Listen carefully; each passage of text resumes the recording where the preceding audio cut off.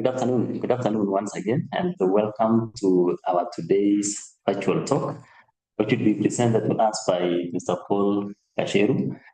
My name is Richard Mcmahon, working here at Nature Kenya as Budding and Membership Officer, and I will be moderating this virtual talk. So just to give you a highlight, International Vultures Awareness Day is celebrated every first Saturday of September. And in that regards, actually, still in the month, we are still, talking on matters of vultures conservation. And today, we brought on board our species and sites conservation manager, Mr. Gacheru, to take us through the session. Welcome, Mr. Gacheru. Thank you. And just to let participants know, I urge you that we all remain muted so that we can give the speaker ample time to go through the presentation. And should you be having any question, any comment, any concern, feel free to drop them in the chat box, and we will strive our level best to go through them and answer even the questions come up. I also just let you know that this presentation is recorded. Later on, we'll update in our Nature Kenya YouTube channel. So you're free to visit if you would like to. So ladies and gentlemen, this particular point allow me to bring our speaker on stage. Welcome, Mr. Gacheru, take us through. Thank you. Good afternoon, good morning, good evening from where you're joining us from.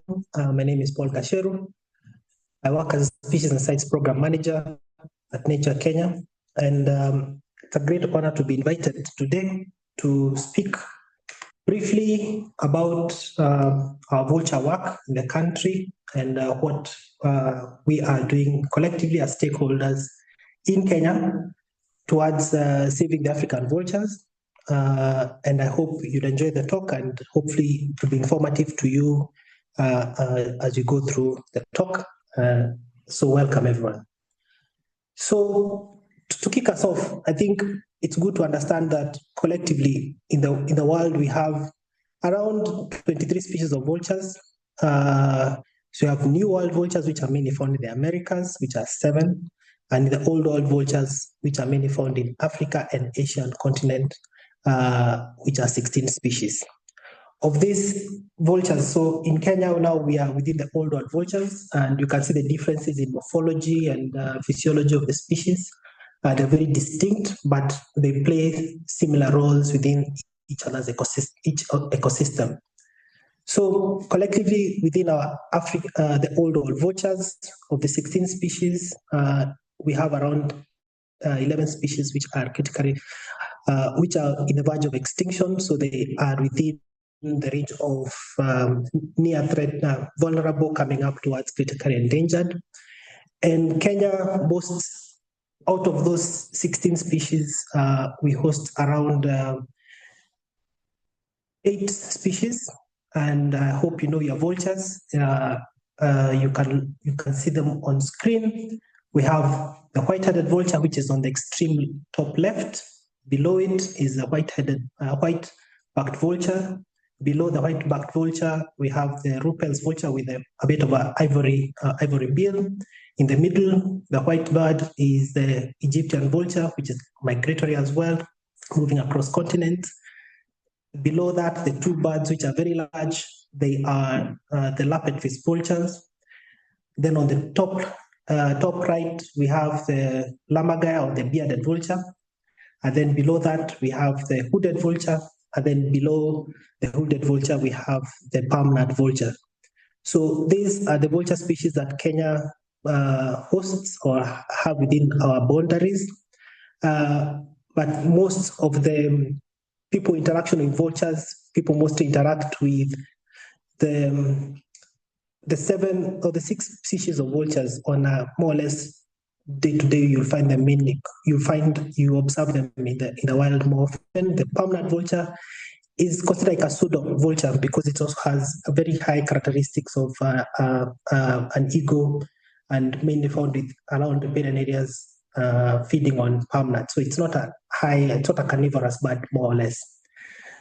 So when we see vultures, we see them when out in the wild. If you don't see them perching on trees, we find them feeding on carcasses across the territory, and they are very bloody and covered with blood. So people have depicted the vulture is depicted in different cultures with different reasons. For example, here in Kenya, culturally, people depict vultures as politicians or whatever. You find that graffiti in the city here in Nairobi, as well as given that they have significant influence in culture. This has evolved for a very long time, where you see even in the ancient Egypt, we have even a goddess, a vulture goddess. But also here in the country, we have similar cultures like the Kisii, this foreteller from the Kisii territory called Sakawa. He used to have a vulture. His stories are around. He has a vulture which was helping him to see the future. So it's not vultures are within our cultures here in Kenya and beyond. So how did the vulture crisis commence? We started hearing about, when I started learning more about vultures, we started hearing more about it from the Asian subcontinent, mainly India, where, given their cultural beliefs, where they don't feed on beef, cattle are goddess or gods within the Hindu community.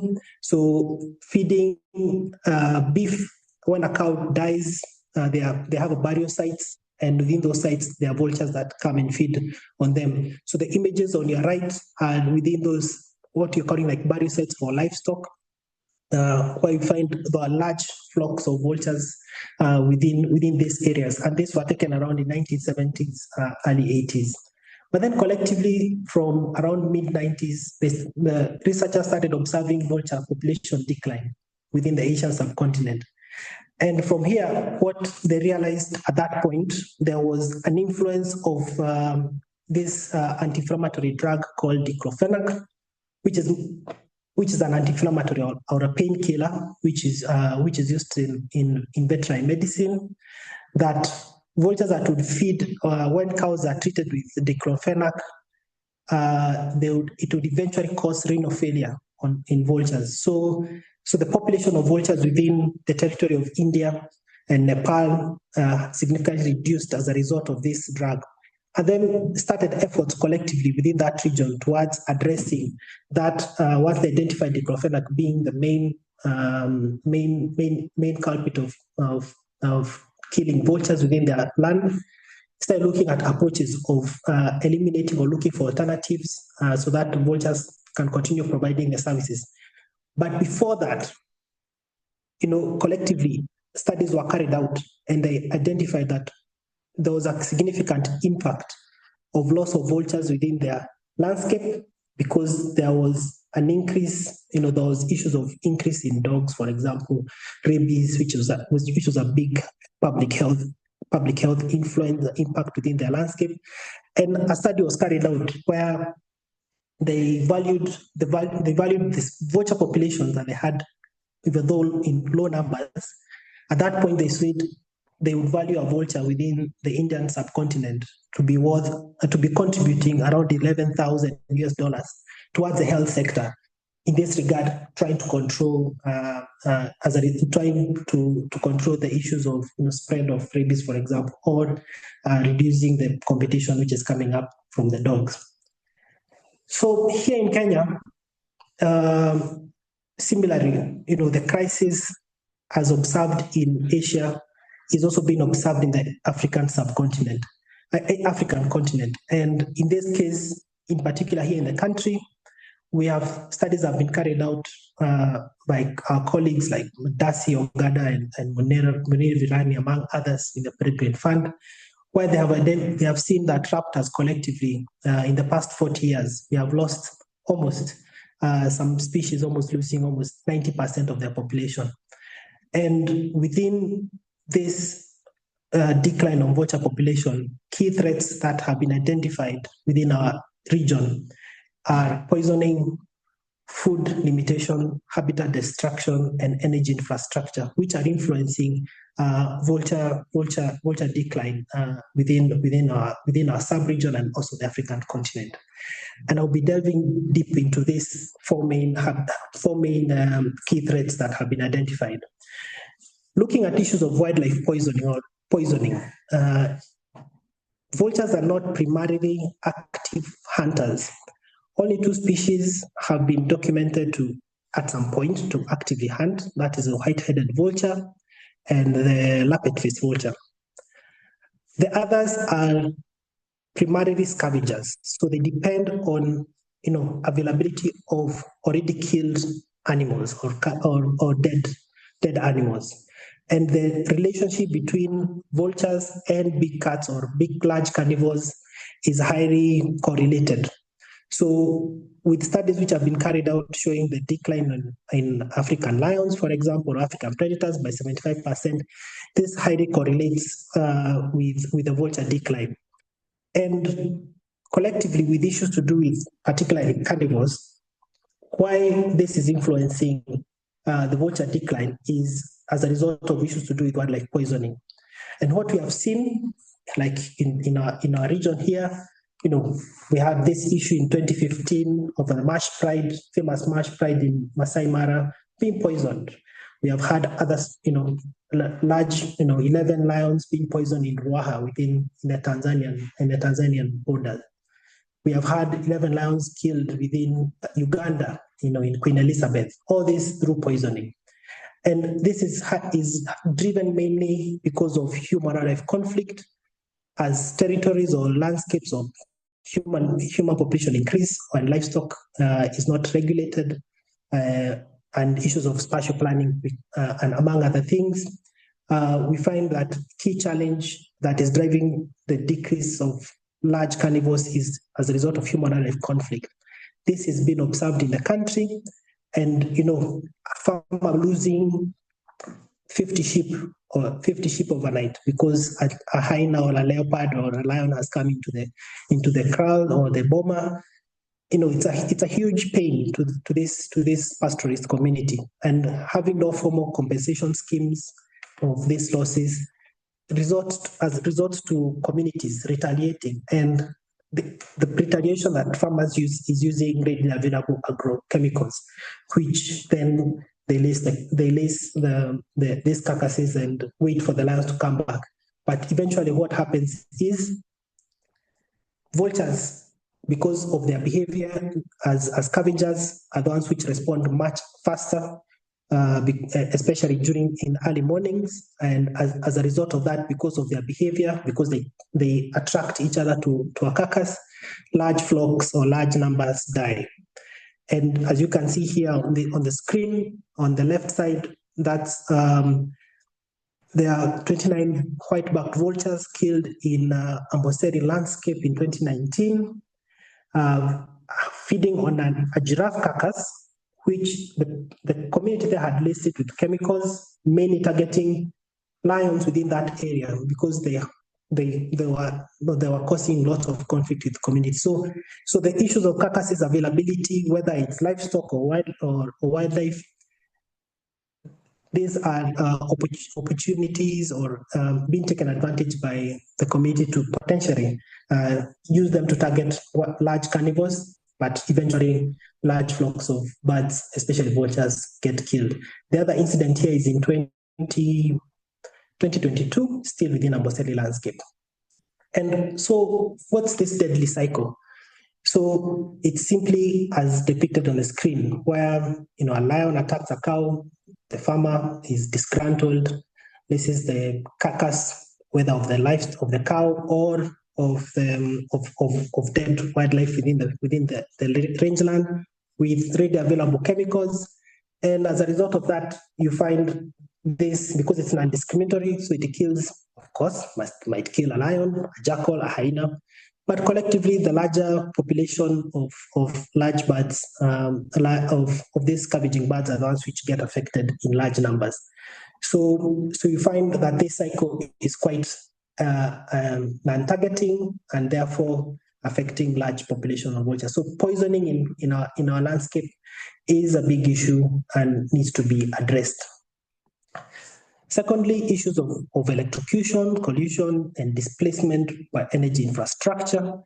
these include issues of pylons, for example, which is coming up because we are a developing country, or Africa is a developing region, so there's a lot of demands for energy. You know, recently, as you have seen in Ethiopia, in this African Climate Summit, Ethiopia has launched the Grand Renaissance Dam, and therefore there will be lots of power lines crisscrossing Ethiopia, for example.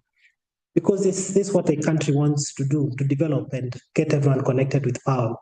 Domestic power lines for last mile connectivity as well as collective production systems from wind farms that are coming up in our region. We have the largest wind farm in Africa in Turkana. We have another one in Kajiado.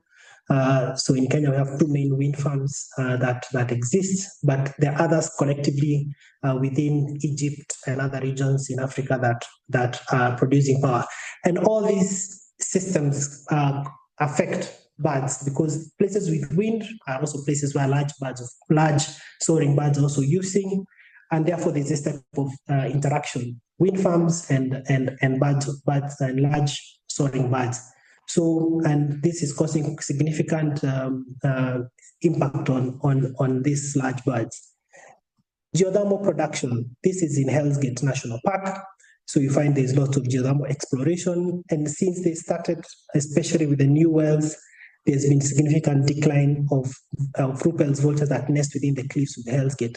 So you see then the interaction between energy infrastructure and these birds is highly correlated, and therefore there is need to ensure that we have appropriate placing and planning for this energy. And then finally, still linked with issues of wildlife poisoning, although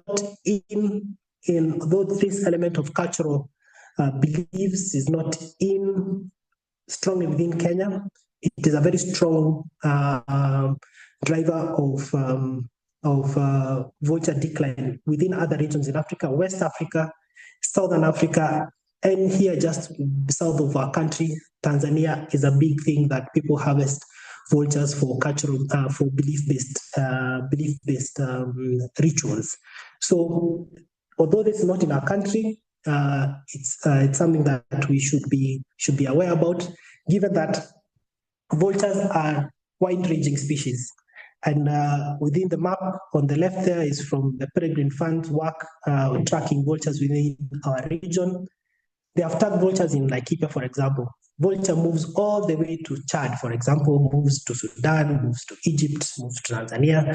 So, and all that landscape, these vultures are facing all these type of threats and issues of belief-based, including power lines, including wildlife poisoning, human-wildlife conflict, becomes a big challenge, especially for these birds which are long-ranging and moving across large landscapes.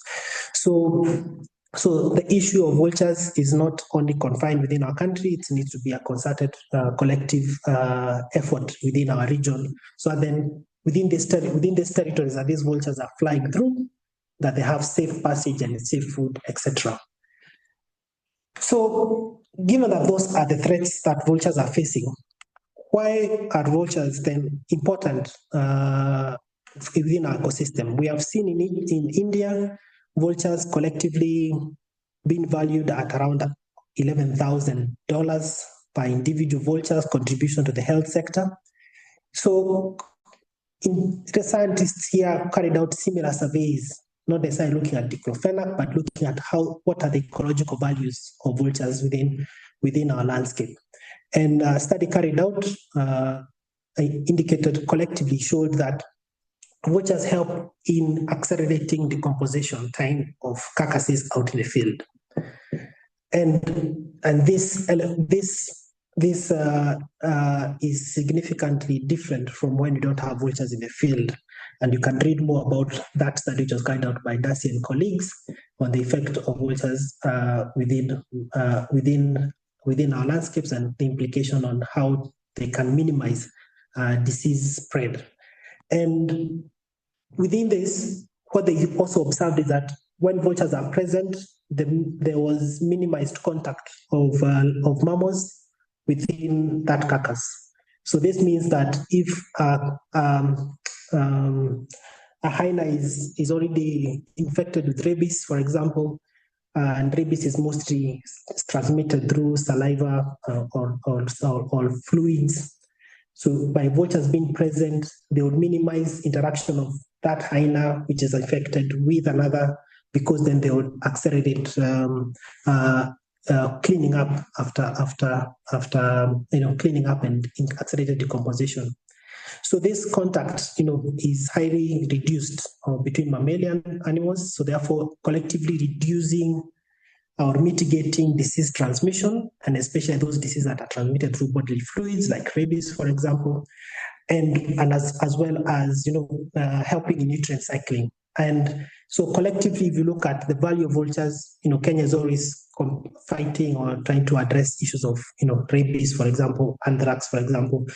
Vultures help in diseases, and if we carry out economics study, we can be able to determine what contribution our vultures are contributing within our health sector, for example, or even agricultural sector, if you're looking at livestock. And famously, we know, this migration, the wildebeest migration between Kenya and Tanzania. We receive around, let's say 1.5 million, a million plus wildebeest crossing over the Mara River into Kenya, and it's a huge tourist attraction. You have seen it in the media, and when these large herds of wildebeest are within the Masai Mara, others do die when they are crossing the Mara, when the hard water that is. But now, who cleans up after this? When you are there during the migration and there are all these carcasses lying within the river, the Mara is always very, you can feel a stench across the landscape when the wind changes direction. And vultures play a significant role in cleaning up after these large herds of wildebeest crossing over, and therefore, contributing collectively to good, environment, clean environment, and also to our tourism sector.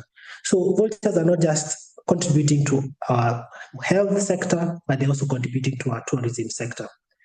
And this is highly driven because the reason why vultures have this capacity, we rarely see vultures getting sick. We had some incidents which have not been confirmed of vulture getting avian flu, but these are very rare cases. But the reason why vultures don't get infected by these diseases that we term as deadly, like rabies and anthrax, among others, is because they have a very acidic gut system, so which kills almost every microorganism. So that's why they are best suited for the work that they are doing of cleaning up. So looking at those threats that our vultures are facing, now we look at what is it that we can do to be able to safeguard these vultures from these threats, be it from power lines or energy infrastructure, or issues of wildlife poisoning, issues to do with habitat loss, for example. What are these tenets that we can be able to adopt in Kenya to be able to safeguard our vulture species? And these tenets are mainly borrowed from work that we have done at Nature Kenya with partners within the past 10 years since 2016. And one is influencing policy. And we are glad that now in Kenya we have a Vulture Multi-Species Action Plan, which is available, supported Kenya Wildlife Service, that was launched last year in IVAD, actually a year ago today.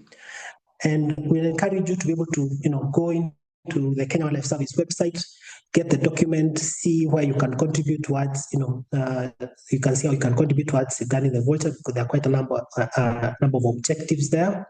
And this is part of influencing policy, because with a coordinated, action plan, it provides a good guidance to stakeholders on how to respond towards safeguarding vultures in our region.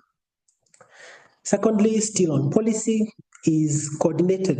Poisoning has been identified as one of the leading threats to vulture populations within our country.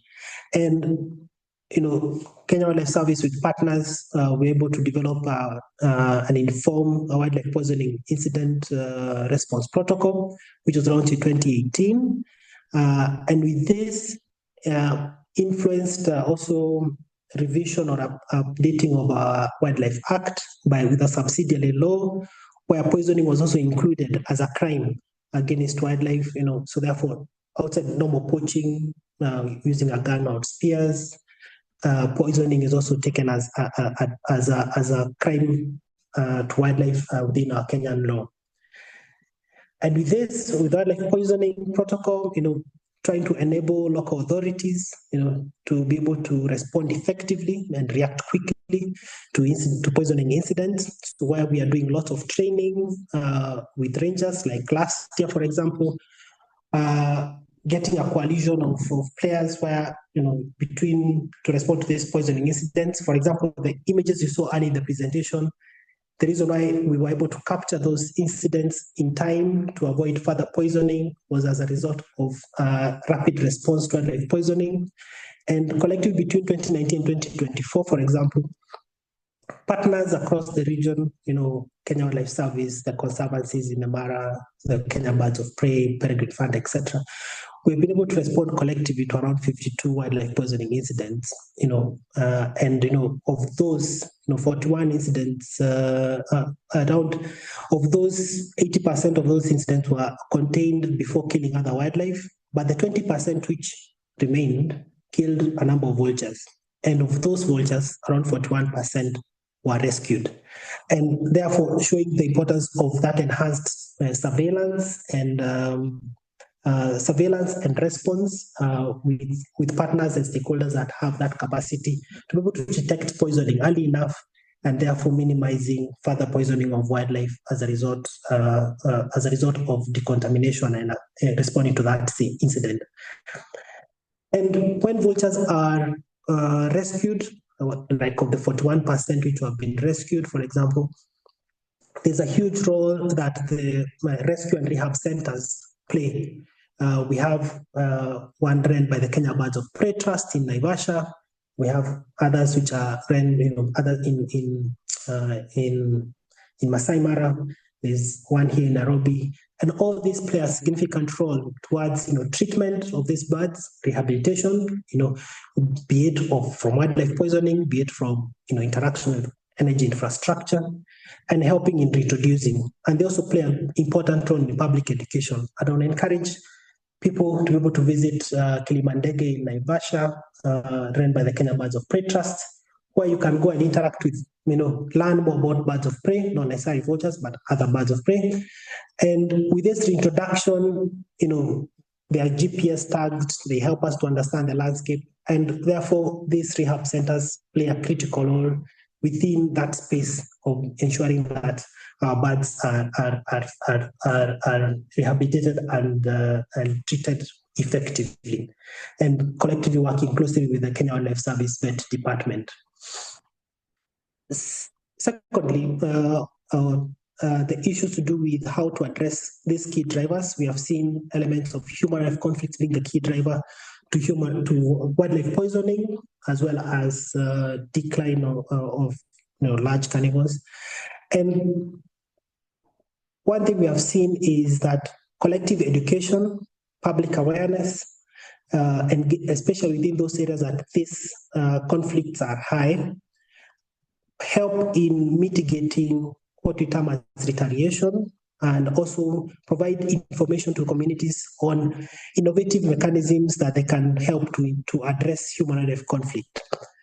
In Masai Mara, for example, doing this awareness creation using dancers, going to different markets, talking about the impacts of poisoning, people taking up agrochemicals in the markets, teaching them not to, or informing them not to use these agrochemicals for the wrong purposes, but use it for the prescribed purposes. And this has been very instrumental, because what we have seen by creating this type of local champions or within these regions, Nature Kenya has been working around 65 Vulture volunteers, has been very helpful and impactful in helping to address human-wildlife conflict within these regions, from reinforced bombers of communities adopting reinforced bombers, for example, improving hunting practices, among other best practices to address, to mitigate human-wildlife conflict.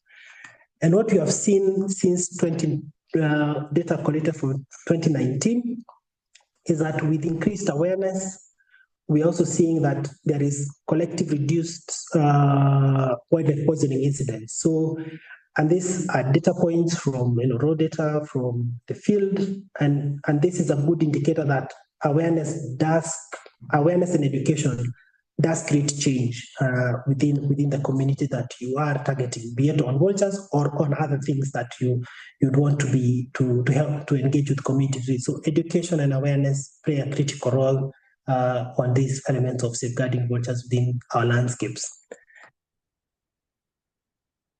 We have seen that human-wildlife conflict as a driver towards affecting vultures because of retaliation. Details from our work, we have seen that lots of especially like sheep and goat are killed mainly in bomas at night, and then cows are mainly killed in the grazing fields during the day, and those which are left at night are also killed by wildlife. So collectively, we see that there is like a 50-50% influence of livestock being out in the field and also being within the bomas.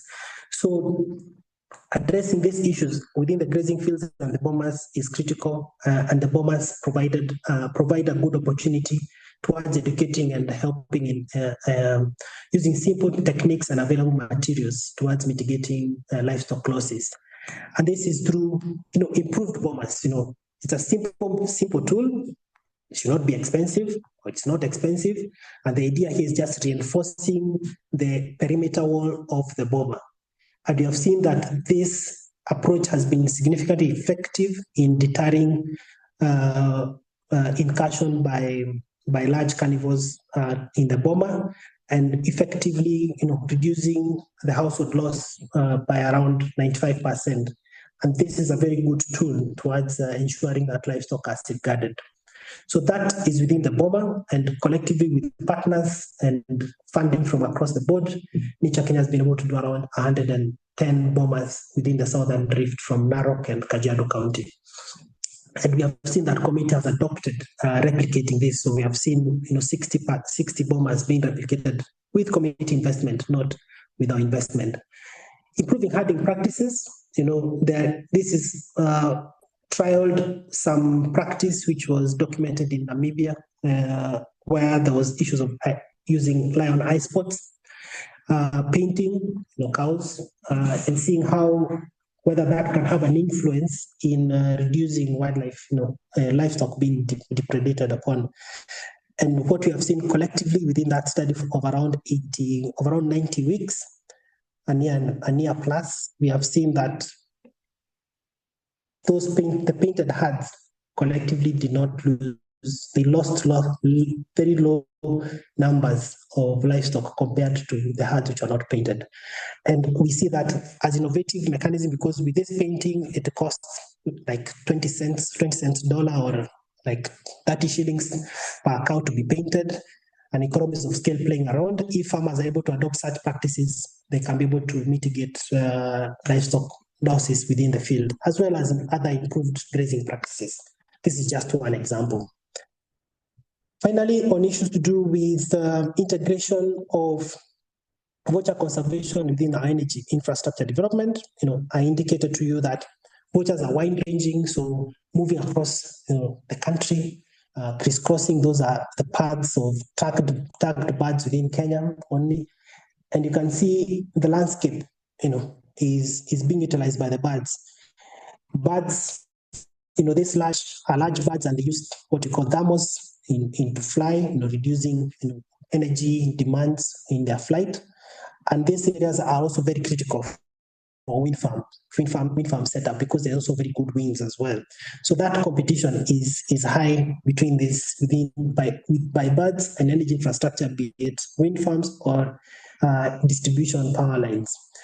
And we see that collectively energy infrastructure has a huge impact on avian biodiversity, with a huge impact on the ground, because it's loss of clearing of way leaves, clearing trees. We have seen it in Nairobi, people complaining every time that Kenya Power is cutting down trees. There is significant habitat loss, degradation. There's also causing lots of barriers, especially for these birds, as well as increasing risk for collisions and with the turbines and also the transmission lines. So what we have seen, places like Mongolia, for example, they have documented between 4,000 and 5,000 Saka falcons are electrocuted every year by the energy infrastructure within their country, and those are large numbers of these iconic birds. And even though we have not documented it in our country into that detail, we see that it's still causing significant impact on our birds.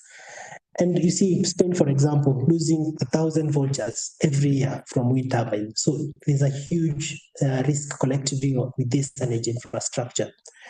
So what we say, in my opinion, is that there's ample scope to avoid sensitive locations if we integrate these birds within the planning of this energy infrastructure placement and also execution.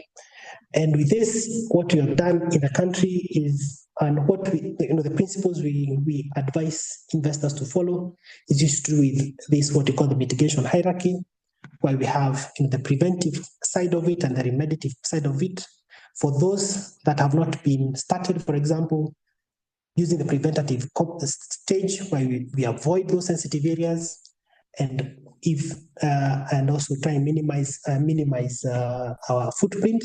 And for those that are already in place, going to the remediative, looking at offsets, be it of retrofitting, restoration, for example, retrofitting power lines, or as well as putting other best practices to be able to remedy the footprint of this energy infrastructure. So in the country, we have carried out a strategic environment assessment. So this is still a draft from 2019, and this is available for people to review to see on what we recommend the energy sector in our country to be able to adopt on these best practices. But then what we have done beyond this is digitize this information and put it in an open source tool where we are called AVISTEP, Avian Sensitivity, the Avian Sensitivity Tool for Energy Planning, where the tool puts trying to help in screening the projects that we have in place, be it projects if are not which are being planned, or projects that have already been executed, to look at using that mitigation hierarchy, at what stage we can try to address footprint of energy infrastructure. And this tool is very practical. It's open source. You can go online and interact with it. So Kenya is already online. And what it does is that it scopes the sites, overlaying species presence, habitat, and doing a GIS modeling of increase of identifying the sensitivity of the region up to a 5 by 5 kilometer grid. And this is a very important tool which we are marketing and encouraging private sector to adopt and use it towards screening energy projects. And hopefully this would minimize interaction and losses of our large soaring birds like vultures. We know there are some ongoing efforts with the Peregrine Fund in Soy Sambu of retrofitting power lines within that area, which is a good indicator that the power energy sector in our country is very willing towards adopting best practices. So in conclusion, ladies and gentlemen, what we need to know is that collectively poisoning, both intentional and unintentional, continue to pose threats and mainly lack, as a result of lack of and regulations, not regulations, but lack of enforcement of best use of these chemicals within our boundaries. There is need collectively in Kenya to address human life conflict because that remains one most significant driver to these losses of our birds, resulting to wildlife poisoning. There's also collective, energy sector integrating the implementation of biodiversity safeguards in energy development projects, be it already running or those being planned. And there is also need for collective engagement with all sectors and players within our, governments, local communities, decision makers, to make, to get involved in vulture conservation. As you saw, vultures are large, wide-ranging birds. So this effort within the country can be thwarted if we do our work well here in Kenya, can be thwarted by someone in Ethiopia or someone in South Sudan who might poison or put up some infrastructure which might kill our birds. So thank you very much. So this presentation has put together, with efforts and details from many partners and funding from many partners, and in particular the Peregrine Fund, which we have worked together for a long time, and with funding from different partners across the region. So thank you very much. I hope you enjoyed the talk and it was useful to you. Back to you, Richard. Thank you. Thank you very much, Gacheru, for that insightful presentation. Really great to learn about all the challenges that are facing our vultures out there in the wild, and also the efforts that have been put in place, to remedy the same, from the predator-proof bombers to painting them, all that. So, ladies and gentlemen, thank you very much for your time and for your patience throughout the presentation. It's now that opportunity where it's the interactive question and answer session. As mentioned before, I had encouraged you that you raise your questions or comments through the chat box. And so far, okay, thank you, Mocharo. He's actually commented that it's a very informative talk. And so no question, no comment has come in so far. So I will give this opportunity to anyone. Maybe if you have a question, you can still drop them in the chat box, and so that we can go through them. Thank you very much, Patrick Lumumba. I see your question has just come in here, and he is asking, when was the last vulture census in Kenya carried out, and what was the finding, if any was done? Thank you, Patrick. I think of the findings, because of the collective assessments over time, the paper published by Darcy 2023, which provided that the schematic of showing that these species have been in a decline, that consolidates data that has been collected for the past 40 years. So we have not had like a national census of vultures, but this is consolidated data that has been carried out on frequent basis by the raptor players, raptor experts. So we don't have a vulture census program like we have a waterfall counts. So I think that paper provides a very sad illustration of what's affecting our vultures. And work continues, monitoring nests. There's colleagues monitoring nests on every month in the Mara, for example, with the Kenya Birds of Prey Trust, the Peregrine Fund. So that collective is what has been used in depicting this, illustrating this losses of vultures in our region.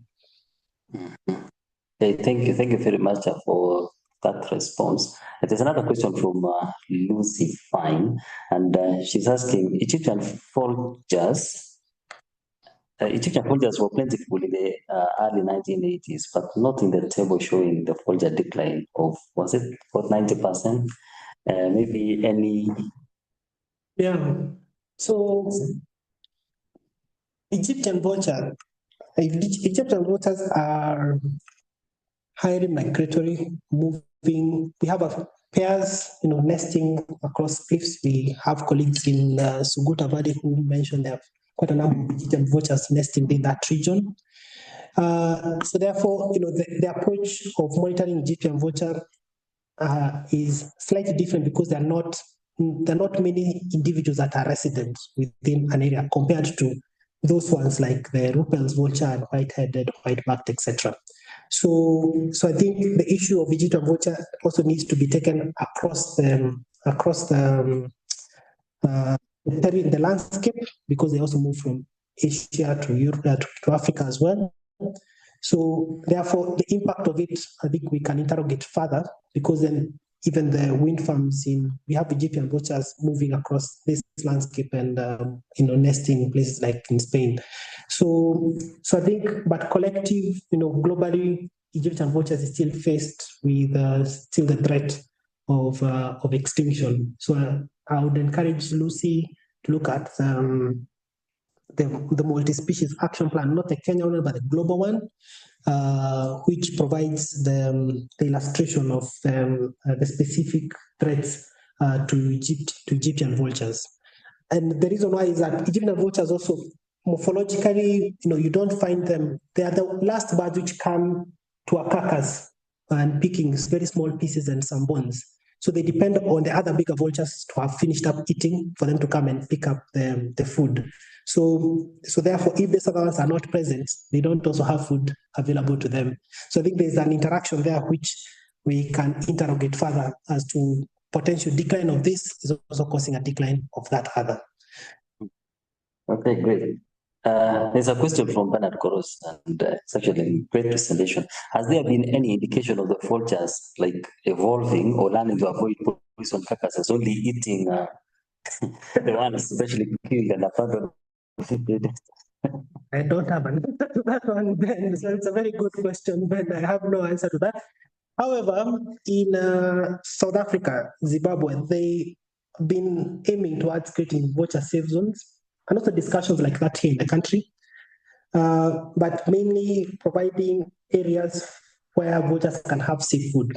A similar experiment is being done here in Kenya, in Laikipia, mainly like in Zimbabwe, for example. There are ranches which provide food or provide, readily available livestock carcasses which are known where they're coming from. So in this case, there's been in theory that if you provide them with safe food, they might not go to other places and therefore getting risk of being poisoned. However, that's I know it's working, but what level I don't know. It's something which we can experiment further and learn more about it. But how a vulture cannot detect a poison carcass, I think that's one. It's a difficult one. It's like asking me, how can a dog not know it's going to be poisoned? It's the same thing. So it's not very easy for us if a vulture can be able to avoid or know that a carcass is poisoned. Okay, thank you for that. Joseph Sanga is asking, he has again 2 questions. What informed the classification of new and old world vultures? And what is the difference between the vultures found in the new and old world? So, Sanga, good question. This is on basic, what do you call it? Classification of evolution or biogeographies of species.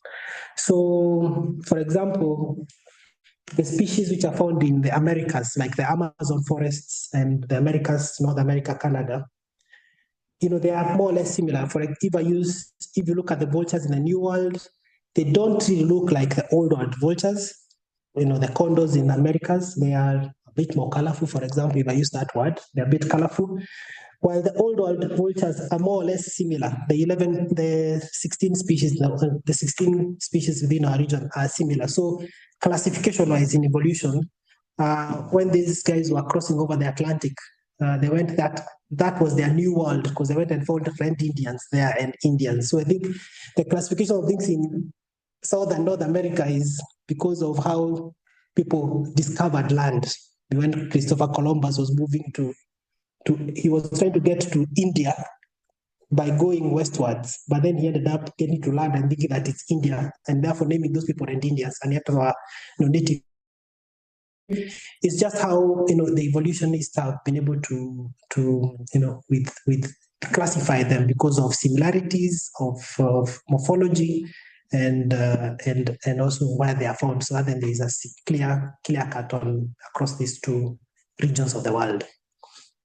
Was there another question? Yes, from Patrick Lumumba again. Yes. He's asking, has there been any sightings of the bearded vulture? If yes, when? Yes, good question. I had hoped someone like Simon would have been here. There was The last bearded vulture in Kenya was somewhere in Naivasha, where Simon Thompson, a renowned raptor rehabilitation and raptor conservation expert, had rescued or tried to introduce some, and then it was taken to a rescue center somewhere here close to Nairobi. But then there's been sightings or named sightings, particularly in the Charangani landscape. In Charangani, there was a team which went there in 2019, potentially had one, never saw it, but they had it, but they never saw it. So, and talking with local communities there, they indicate that there's this bird which comes and drop bones on some rocks. So with that behavior, we believe that there's some lammergeier, potentially not maybe resident in Charangani, but also maybe coming from Ethiopia, coming down, because they do fly long distances. There are large population in Ethiopia. And in the action plan, part of the discussion there has been if there can be efforts towards reintroducing the lammergeier in our landscape. So that hopefully will kick off in due time. Thank you, Patrick. Thank you for that. There is a question from Dave Hilliard. Hi, Dave, from where you are asking these questions from, and it's really great having you on board always. I always feel very sorry for the pastoral communities that lose their animals to wildlife, and they should be compensated. However, poisoning wildlife is a terrible and cruel way to try and get revenge for what has happened. It has not replaced the loss, but poison is indiscriminate and very harmful to lots of wildlife, as you know. Is it not possible to have these chemicals that poison completely banned so that farmers and public will not have any access to them? And okay, as you digest that, you also have a remedy here, actually, an encouraging message that education is important, as you know, and are working on. We have a lot to learn about working in harmony with wildlife. Many people worldwide are harming wildlife in similar circumstances. Ancient peoples lived in harmony with the world around them. Yet our modern world seems to have lost this knowledge and respect for the wildlife we need to live alongside. Killing wildlife is wrong. It has long detrimental effects for all life and people. We, the people, are part of the life on this earth, and we need to remember how to live alongside with all life around us. Yeah. So, Dave, with regard to banning chemicals, that has been an effort, because the challenge with banning chemicals has been, the challenge we have is not banning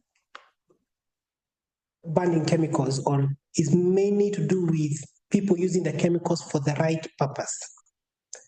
So it's like having, because what people are using now in that landscape is a chemical, for example, brand name called Marshall, and a brand name called Marshall, which is used to dust sheep for mites.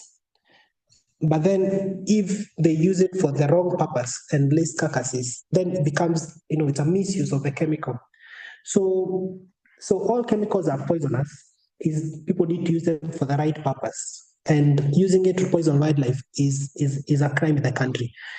And one of the things that, like now, we had an incident in northern Tanzania, in Serengeti earlier this year, where they killed around 7 lions, still poisoned. But the thing is that when the people were arrested, they don't know why it's a crime to them to poison that wildlife. It's in our law.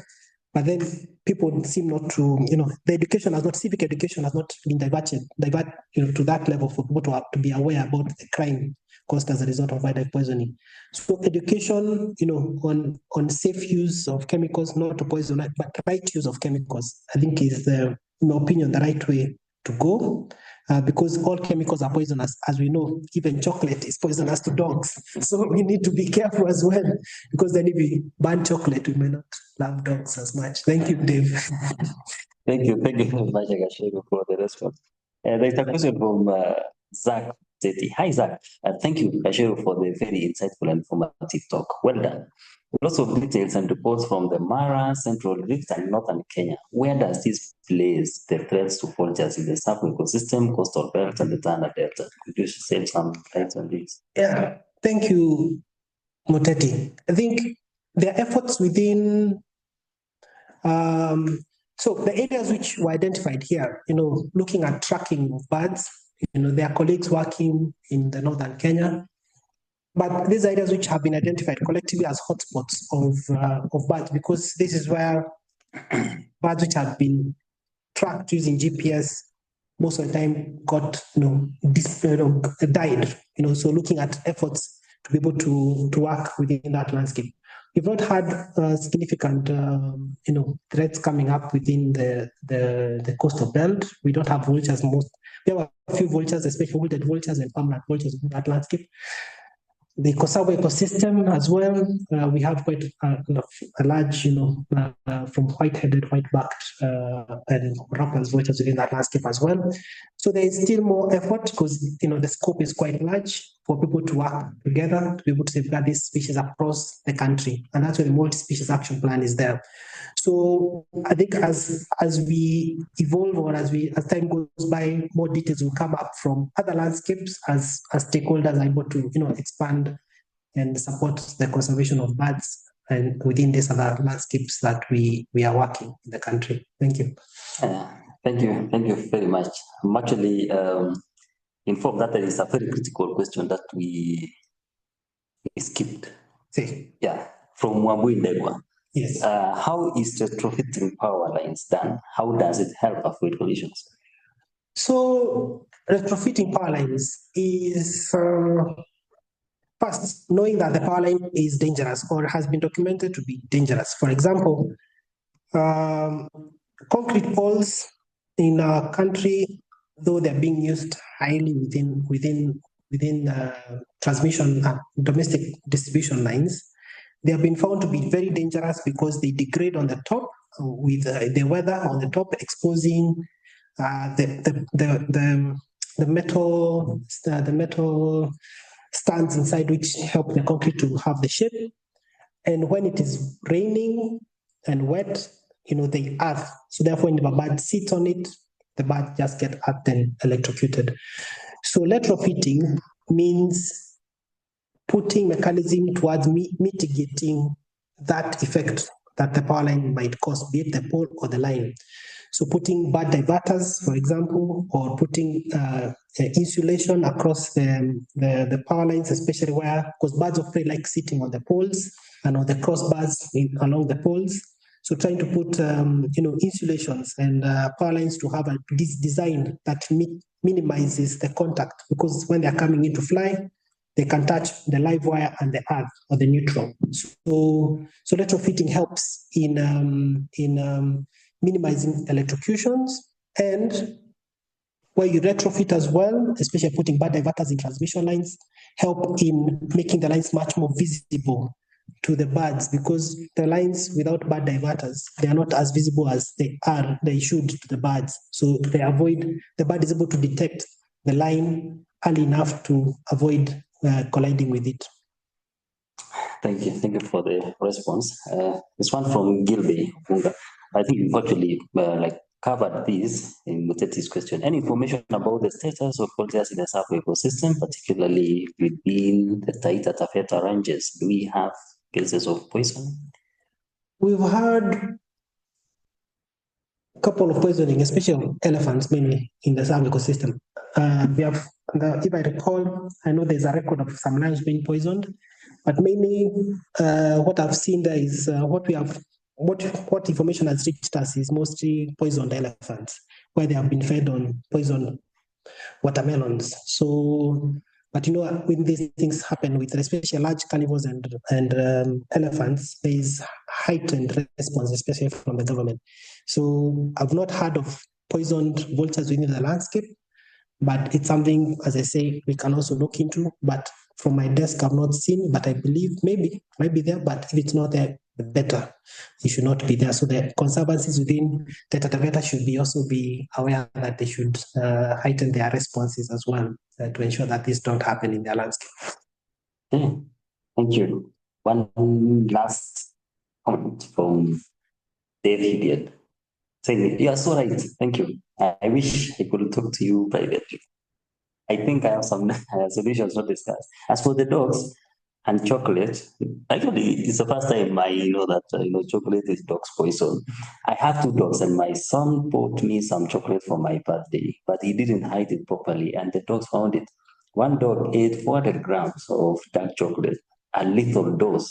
Fortunately, we realized what had happened quite quickly, and I was able to make the dog vomit, and she brought back all the chocolates she had eaten, thankfully. Thank you for a great talk and best wishes with all your good work. Yeah, so we can't ban chocolate, but chocolate is good for us, but we use it for the right purpose. We eat it ourselves, not give it the dogs, as you have clearly stated. Thank you very much. Okay, thank you. Thank you very much, ladies and gentlemen, for this interactive question and answer session. It has really been very, very engaging. Maybe we can take up two more questions. And actually, at this particular time, let's not put it in the chat box. Maybe you can just raise your hand. We give you the opportunity to like verbally raise your question, and we'll be glad to answer from this end. The floor is open to any two of you. So you can just unmute and raise your question or comment, not necessarily a question.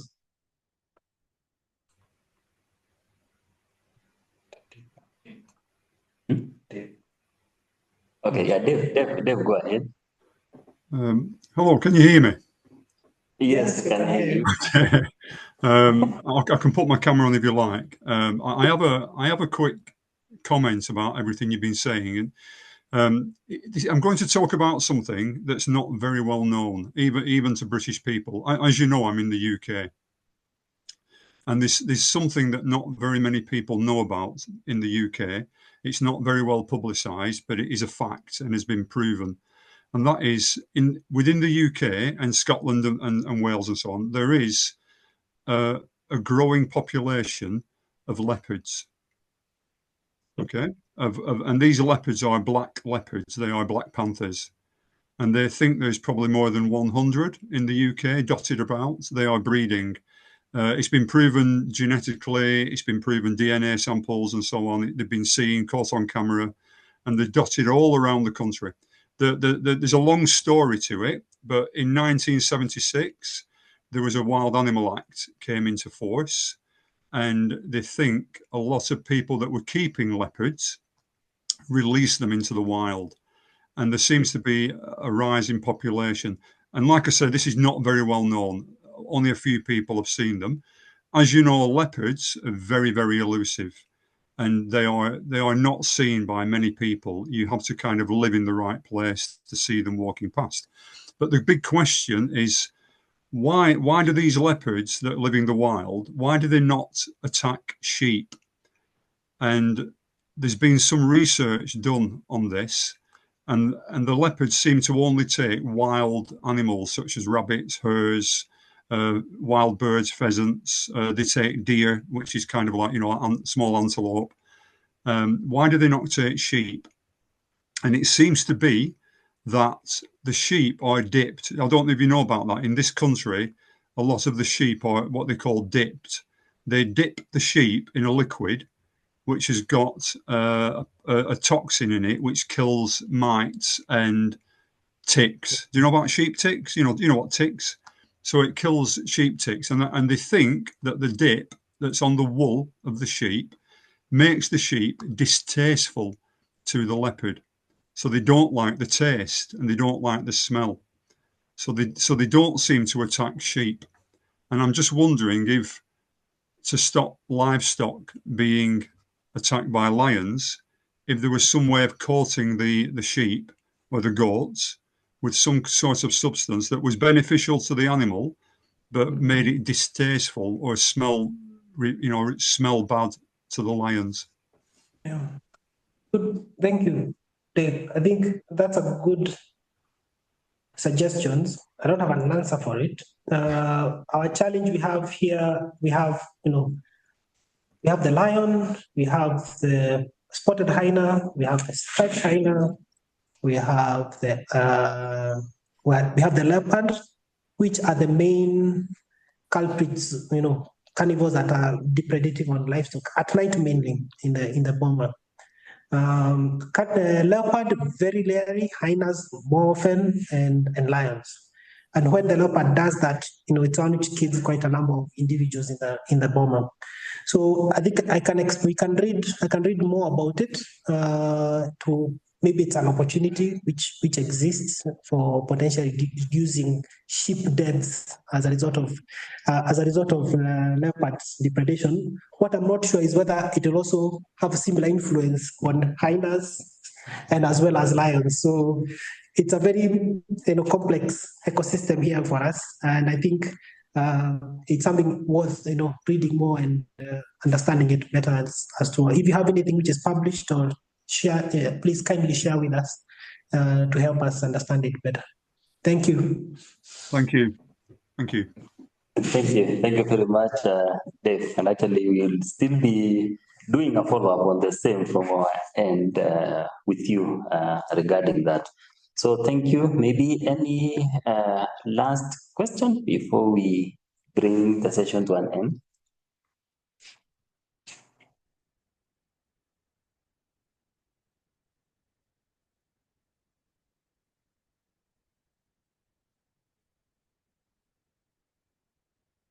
Okay.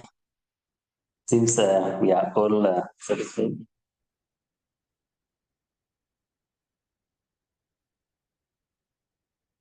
Okay, thank you very much. I will request our speaker, Paul Gacheru, if you could share maybe your contact in case any of the participants would like to do a follow-up regarding the presentation that you've done.